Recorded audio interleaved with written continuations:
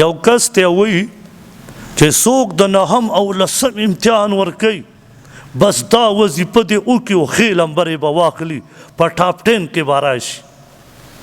والکه دا امتحان دا وظیفې ته پاتې شوی و یا علیمو چې د 300 دومره کرت وویل بس ته به په ټاپ لمبرو کې راځې را به شي. زه تا تړم او کمره کې دی اچوم او د تم چې سبا د پارچه ده وګوره سټډي ونه کې کاپي ونه ګوري کتاب ونه ګوري یا علیمو دا خو 200 کرت یاتي زه تم چې 450 کروڑه کرتی اولولا تی مان ښې لمبرې واخله. هلکه ای نوجوانه قومه تاسو ته ویم خواري وکړه سټډي وکړه دا نه چې سبا دې پیپره ده او ته د شپې ملګري سره لګې او ټوله شپه دې په ټیلیفون خبرې وکړې. خدای ته وګورئ داسې وظیفې مه ورکوه.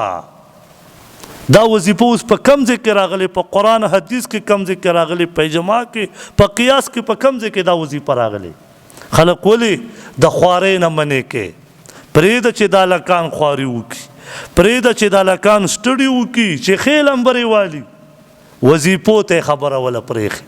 او یا علیمو په معنه ورته چې پوهېږي یا علیمو معنه دا ده چې ای خبرداره ذاته مونږ نن امتحان په وظیفو کې بند کړ چې دا وظیفه دې وکړه که نه بس پیپره ډوګورم بس یې په ټاپ لمبرو کې به راشي رابه شي.